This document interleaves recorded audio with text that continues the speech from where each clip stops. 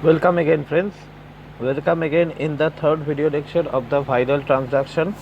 In the part 1 video lecture, we have discussed about the introduction of the viral vector, that why we are requiring viral vector, and in the second video lecture we have discussed some key properties of the viral vector. If you have not watched yet and you don't have any kind of knowledge regarding what are the various kind of properties of a viral vector should have and what are the viral vector, why it is important, then I would recommend you to go and watch those previous video lecture and then come back here. Then it should be easy to you to understand. Then let's start. So our this video we will going to focus on the important type of viral vector known as adenoviral vector. Okay, we are going to discuss about their genomic material, along with we are going to discuss how they infect and what are the disadvantages or advantages of using adenoviral vector. So I want to discuss with you that the genomic material for adenovirus is the double-stranded DNA, which is of 36 kilobase pair in length. Okay, that means adenovirus is a DNA virus. Okay, so it has a broad cell tropism. That means it can infect almost any mammalian cell type. Okay, no matter whether it is dividing or non-dividing. So that is quite non-specific manner, right? So the target cell, if we want to target a cell with the help of adenovirus, we have to confirm that yes, that the target cell have a receptor named Coxsackie adenovirus receptor. If the target cell have, that is what most of the mammalian cell have, Coxsackie adenovirus receptor, then adenovirus we can use to deliver our gene of interest in that cell. Okay, so let's see how it is happen.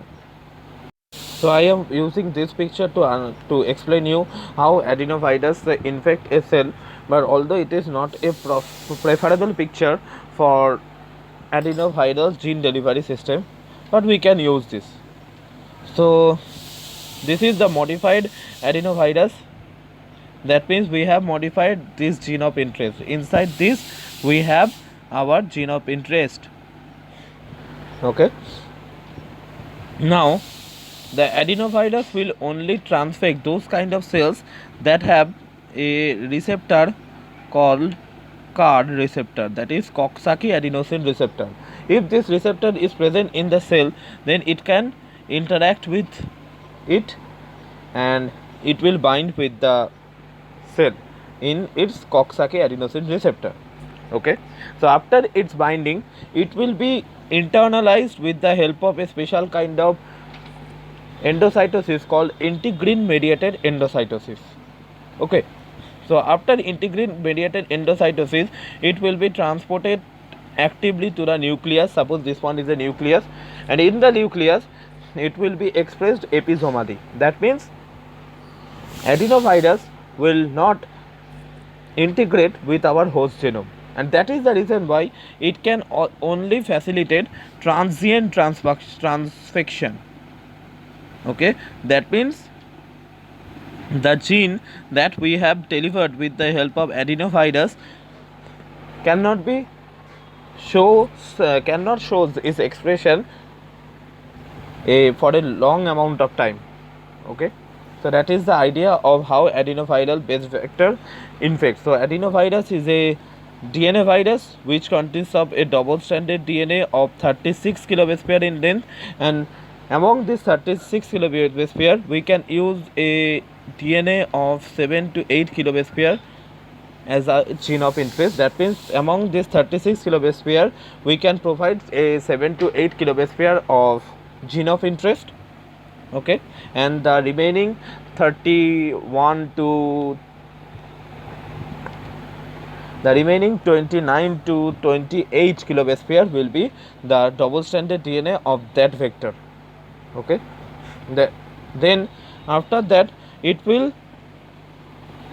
inserted inside the cell via a receptor called CARD receptor. This CARD receptor is Coxsackie adenovirus receptor. So it will bind with that card receptor, and after that it will be internalized, right, via a process called integrin mediated endocytosis.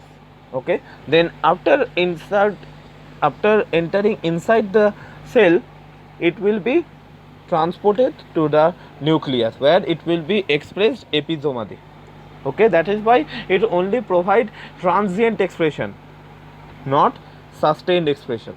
Okay, so it can be used for transfecting any kind of cell types that we have, but for larger cell types, especially non-dividing, for uh, difficult cell lines, especially your non-dividing cells, we cannot, and if we are wanting a sustained expression in those non-dividing cell, then we have to prefer lentiviral base vector instead of adenovirus base vector. We will going to see about lentiviral base vector in our upcoming videos. Don't worry about it. That is, here all the information is available that I have explained you. So adenovirus are DNA virus with broad cell tropism that can transiently transduce nearly any mammalian cell types. So the adenovirus enter the target cell by Coxsackie adenovirus receptor, that is card receptor. After binding to the card, adenovirus is internalized via integrin mediated endocytosis, followed by active transport to the nucleus where its DNA is expressed episomally. Although adenoviral vector work well for the transient delivery in many cell types, for some difficult cell lines such as non-dividing cell, for stable expression, lentiviral base vector are preferred. The packaging capacity for adenovirus base vector is just 7 to 8 kb. Okay, so the total size of the double-stranded DNA is 36 kb. The DNA insert size is 7 to 8 kb. The maximum titer, that means the how much amount of particles is present per milliliter, is 1 into 10 to the power 13 kb. And the infection will be, it can infect both dividing and non-dividing cell, and it can, the expression here is transient because I have told you, because it expresses episomally, right? So that can only facilitate transient expression. And the drawbacks is elicits strong antiviral immune response. That means the adenoviral base vector not fulfilling the criteria of low toxicity that we have discussed. That means it have the ability to affect negatively the cell's physiology, and as a result, cell considering adenoviral genome as a foreign invader, and that is why it elicits a strong antiviral immune response, and that is the major drawback when you are considering a adenoviral gene delivery mechanism. Okay, so that was the video for adenoviral base vector. Let's recapitulate it very fast. That adenovirus is the DNA virus which contain double-stranded DNA of 36 kilobase pair, and here our insert size is 7 to 8 kilobase pair. So adenovirus can only infect those kind of cells that have CAR receptor. It will bind with the CAR receptor, and then it internalized via integrin mediated endocytosis. Then it will be transported to the nucleus where it will express episomally.